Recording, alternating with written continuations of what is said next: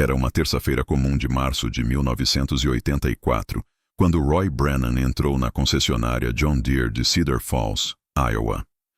Ele não estava lá para comprar.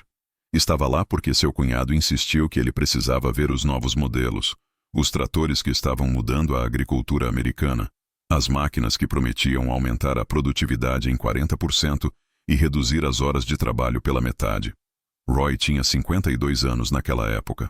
Sua fazenda era de 240 acres, herdada do pai, que a havia herdado do avô dele. E Roy dirigia o mesmo trator desde 1968. Um John Deere modelo 4020, verde como sempre foram, confiável como o nascer do sol. O vendedor se aproximou assim que Roy entrou. Terno cinza, gravata vermelha, sorriso profissional. Perguntou se Roy estava pensando em modernizar sua operação. Roy disse que só estava olhando.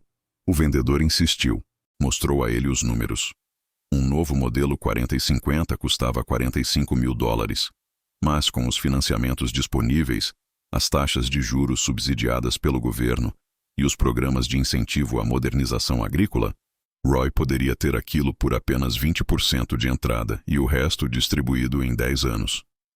O vendedor fez as contas na frente dele. $900 por mês. Menos do que Roy gastava em manutenção do trator velho, segundo o vendedor afirmava. Roy ouviu tudo. Olhou para a máquina. Era bonita, não havia como negar. Cabine fechada, ar-condicionado, painel digital, motor turbinado. O vendedor continuou falando. Disse que todo mundo estava comprando, que as fazendas que não modernizassem ficariam para trás, que a agricultura estava mudando e quem não acompanhasse seria engolido pela concorrência. Depois, o vendedor fez uma pausa. Olhou para Roy com aquela expressão que mistura pena e desprezo. Aquela que pessoas de vendas às vezes usam quando acham que estão falando com alguém que não entende o próprio bem. E então ele disse: "Você vai mesmo continuar sendo uma piada, Roy?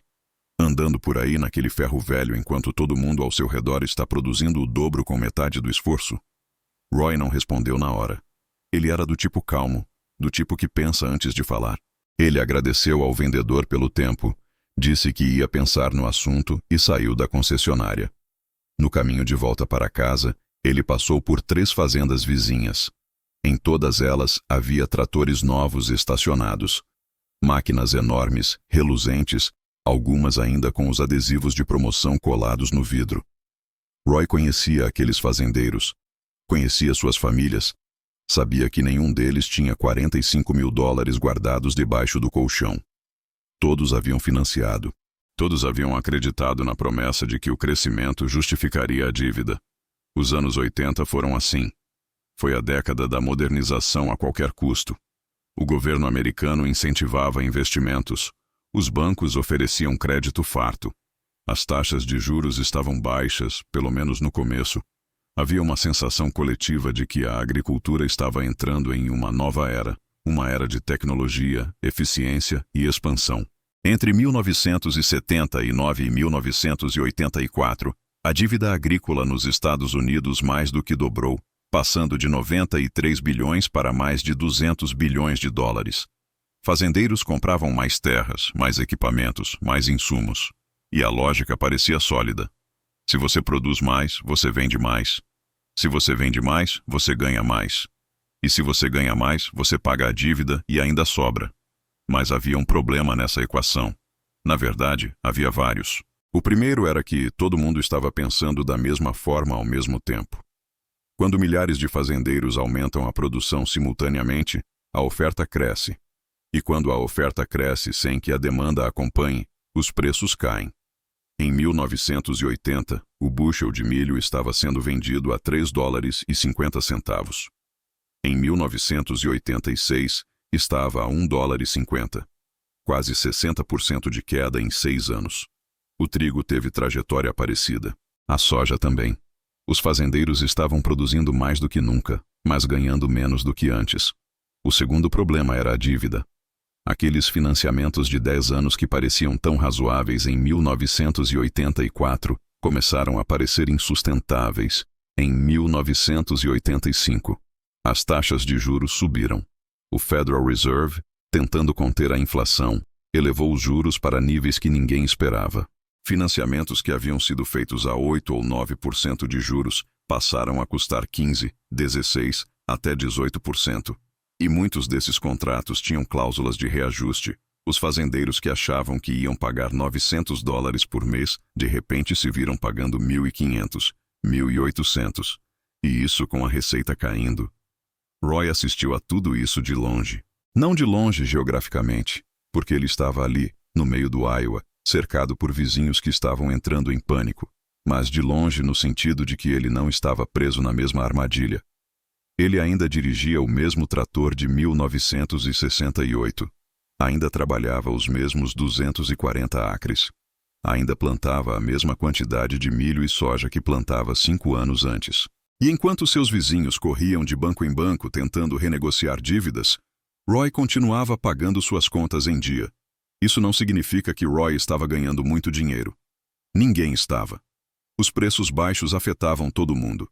Mas há uma diferença enorme entre ganhar pouco e dever muito. Roy ganhava pouco, mas não devia quase nada.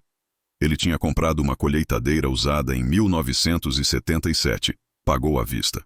Tinha reformado o celeiro em 1980, pagou à vista. Quando precisava de peças para o trator, comprava usadas ou consertava as velhas. Quando precisava de ajuda na colheita, chamava os filhos. Quando precisava de mais terra, não comprava. Ele continuava trabalhando o que tinha. As pessoas riam dele. Não abertamente, mas ele sabia. Ele via os olhares quando passava com o trator velho pela estrada. Ouvia os comentários nas reuniões da cooperativa. Roy Brennan e sua relíquia. Roy Brennan que não consegue acompanhar os tempos modernos. Roy Brennan que vai acabar perdendo tudo porque não teve coragem de investir. Mas Roy não ligava. Ele tinha aprendido uma coisa com o pai, e o pai havia aprendido com o avô. Terra que não te deve nada é terra que ninguém pode tirar de você. Em 1985 começaram as execuções hipotecárias. A primeira foi a fazenda dos Hutchinson, a 6 milhas a leste de Roy. 280 acres, uma casa bonita, um celeiro novo e 3 tratores John Deere comprados a crédito nos últimos 4 anos. Os Hutchinson deviam $190 mil quando o banco executou a hipoteca. Tentaram renegociar, tentaram vender parte da terra, tentaram vender os equipamentos, mas ninguém estava comprando. Todos estavam na mesma situação. O leilão aconteceu em uma manhã fria de novembro. A fazenda foi vendida por $110 mil. Os Hutchinson perderam tudo e ainda ficaram devendo 80 mil ao banco. Depois foram os Morrison, depois os Sullivan, depois os Garrett. A cada 3 meses, outra fazenda desaparecia. Famílias que estavam na região há 4, 5 gerações de repente tinham que fazer as malas e ir embora. Alguns foram para as cidades. Outros tentaram recomeçar em outros estados. A maioria nunca mais voltou para a agricultura. Entre 1984 e 1988, mais de 200 mil fazendas americanas fecharam as portas. A chamada crise agrícola dos anos 80 foi uma das maiores ondas de falências rurais da história moderna do país. Roy continuou firme. Ele não estava celebrando a desgraça alheia. Ele conhecia aquelas pessoas. Algumas eram amigos de infância. Outras eram vizinhos há décadas. Ele sabia que não eram incompetentes. Não eram preguiçosos. Não eram irresponsáveis. Eles simplesmente acreditaram em uma narrativa que todo mundo ao redor deles também estava acreditando. Eles seguiram o conselho dos especialistas. Fizeram o que os bancos, os vendedores e até o governo estavam dizendo que era a coisa certa a fazer. E pagaram um preço altíssimo por isso. Em 1987, Roy foi novamente à mesma concessionária John Deere em Cedar Falls. Mas dessa vez não estava só olhando. Havia um leilão de equipamentos usados, tratores, colheitadeiras, plantadeiras, tudo sendo vendido por uma fração do preço original, porque os bancos precisavam liquidar rapidamente. Roy comprou uma plantadeira de 12 linhas por $1.200. Pagou em dinheiro. A mesma plantadeira que custava $15 mil nova 4 anos antes. Ele também comprou um arado de 7 hastes por $300. e um conjunto de ferramentas hidráulicas por 50. Tudo à vista. Tudo em equipamentos que mal tinham sido usados. O vendedor que o havia chamado de piada em 1984 não estava mais lá. Roy nunca soube o que aconteceu com ele. Mas o novo vendedor, um homem mais velho, menos polido, mais cansado, reconheceu Roy. Ele disse: "Você foi esperto, Sr. Brennan. Você foi mais esperto do que todos nós." Roy não respondeu. Apenas carregou seu equipamento no caminhão e foi embora. Os anos 90 trouxeram uma recuperação lenta. Os preços das commodities começaram a subir. As taxas de juros caíram. O mercado estabilizou. Mas a paisagem rural tinha mudado permanentemente. Muitas das fazendas que quebraram foram compradas por grandes corporações agrícolas. Outras viraram condomínios. Algumas simplesmente foram abandonadas, com casas vazias e celeiros desmoronando. O número de fazendas familiares nos Estados Unidos nunca mais voltou ao que era antes da crise. Roy continuou com seus 240 acres. Continuou com o trator de 1968, agora com mais de 30 anos de uso. Ele o reformou completamente em 1992. Motor novo, transmissão revisada, pintura retocada. Gastou $4.000 na reforma. Pagou à vista. Um trator novo naquela época custava $65 mil. Ele calculou que o dele ainda tinha pelo menos mais 15 anos de vida útil. E estava certo. Em 1994, um jornalista de um jornal agrícola de Des Moines fez uma reportagem sobre fazendeiros que haviam sobrevivido à crise dos anos 80. Roy foi um dos entrevistados. O jornalista perguntou qual tinha sido o segredo. Roy pensou por um momento e então disse algo que o jornalista anotou palavra por palavra. Ele disse: "Não tem segredo. Só não comprei o que não podia pagar. Não acreditei que crescer mais rápido era a mesma coisa que crescer melhor. E não deixei que ninguém me convencesse de que tradição era a mesma coisa que fracasso." A reportagem foi publicada em uma edição de domingo. Roy recebeu algumas cartas depois, a maioria de outros fazendeiros que também tinham resistido à tentação de se endividar. Alguns agradeciam por ele ter dito em voz alta o que eles sentiam, mas tinham medo de expressar. Outros contavam histórias parecidas, de pressão social, de vendedores agressivos, de vizinhos que os ridicularizavam por serem conservadores demais. Um fazendeiro de Nebraska escreveu dizendo que ainda usava o mesmo trator que o pai dele havia comprado em 1953. Dizia que as pessoas o chamavam de teimoso. Ele respondia que preferia ser teimoso do que falido. Os anos 2000 trouxeram novos desafios: biocombustíveis, mudanças climáticas, novas regulamentações ambientais, agricultura de precisão, GPS, drones. A tecnologia continuou avançando, e novamente surgiu a pressão para modernizar. Novamente os vendedores apareceram com promessas de eficiência e produtividade. Novamente os bancos ofereceram crédito farto, e novamente muitos fazendeiros embarcaram. Roy, nessa altura com mais de 70 anos, já havia passado a maior parte da operação da fazenda para o filho mais velho, David. David tinha crescido vendo o pai trabalhar. Tinha visto os vizinhos perderem tudo. Tinha visto o pai resistir. E tinha aprendido. David comprou alguns equipamentos novos, mas sempre com cuidado. Sempre pagando à vista ou com entrada alta. Sempre calculando se o investimento realmente ia trazer retorno. Nunca apostando o futuro da fazenda em uma promessa de crescimento. Em 2008, quando a crise financeira global atingiu os Estados Unidos, muitas fazendas novamente sentiram o impacto. Os preços das commodities despencaram. O crédito secou. Algumas fazendas que haviam se recuperado nos anos 90 voltaram a enfrentar dificuldades. Mas a fazenda dos Brennan continuou estável. Não estava crescendo rapidamente. Não estava batendo recordes de produção. Mas estava pagando as contas. Estava sustentando a família. Estava ali. O trator de 1968 finalmente foi aposentado em 2009. 41 anos de serviço. Roy o estacionou no celeiro, cobriu com uma lona e disse para David que nunca o vendesse. Não porque tinha valor financeiro. Tinha, mas não era por isso. era porque aquele trator representava algo. Representava a decisão de não seguir a manada. Representava a coragem de ser chamado de piada e continuar firme mesmo assim. Representava a sabedoria de entender que o que brilha nem sempre é ouro e que o que é velho nem sempre é obsoleto. Em 2014, Roy completou 82 anos. A fazenda estava sendo tocada inteiramente por David e pelo neto, Michael. Ainda 240 acres. Ainda propriedade da família. Ainda livre de dívidas. Roy passava a maior parte do tempo na varanda da casa, olhando para os campos. Às vezes recebia visitas de outros fazendeiros, alguns jovens, querendo conselhos. Ele sempre dizia a mesma coisa. Não existe atalho. Não existe fórmula mágica. Existe trabalho, paciência e disciplina. E existe a capacidade de dizer não quando todo mundo ao redor está dizendo sim. Uma tarde, um homem de uns 50 anos apareceu na fazenda. Disse que era filho de um dos Hutchinson, a família que havia perdido tudo em 1985. Ele tinha apenas 15 anos quando a família teve que deixar a fazenda.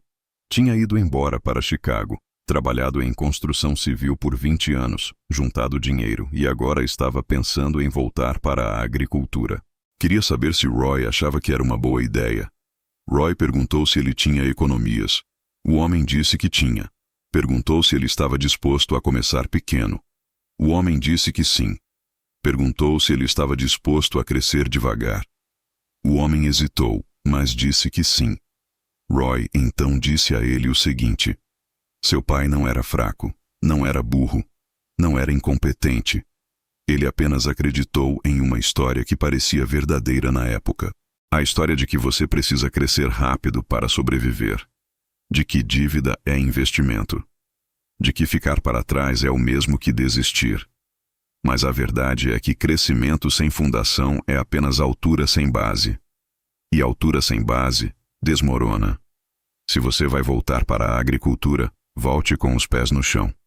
Compre o que você pode pagar. Plante o que você consegue colher. Venda o que você consegue produzir. E nunca, nunca deixe que alguém te convença de que prudência é covardia.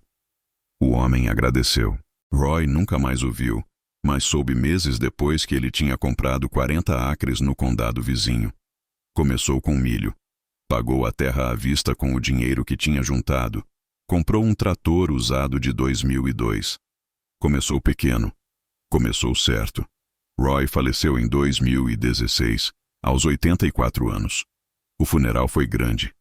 Muitos fazendeiros vieram de condados distantes. Alguns eram velhos conhecidos. Outros eram pessoas que tinham ouvido falar dele. Durante o velório, David colocou uma foto do pai ao lado do trator de 1968. A foto era de 1986, 2 anos depois daquela visita à concessionária. Roy estava em pé ao lado do trator, braços cruzados, expressão séria. Não estava sorrindo, mas havia algo nos olhos dele. Talvez fosse convicção, talvez fosse paz, talvez fosse apenas a certeza de quem sabe que fez a escolha certa mesmo quando todo mundo dizia que estava errado. A fazenda continua em operação até hoje. David tem 63 anos agora. Michael, o neto, tem 38. Eles ampliaram para 300 acres nos últimos 10 anos, mas sempre com cuidado, sempre com planejamento, sempre sem comprometer a estabilidade. Eles têm equipamentos modernos, sim, mas comprados de forma inteligente, e ainda têm o velho trator de 1968 no celeiro. Michael às vezes o liga, só para garantir que ainda funciona. E funciona. A história de Roy Brennan não é extraordinária no sentido de grandes feitos ou conquistas monumentais. Ele nunca foi o maior produtor de milho do Iowa, nunca ganhou prêmios de inovação, nunca apareceu em capas de revistas. Mas há algo profundamente extraordinário em simplesmente estar lá, em resistir, em sobreviver, em manter a terra, em passar para a próxima geração não apenas propriedade, mas também sabedoria. Quando olhamos para trás, para os anos 80, é fácil julgar.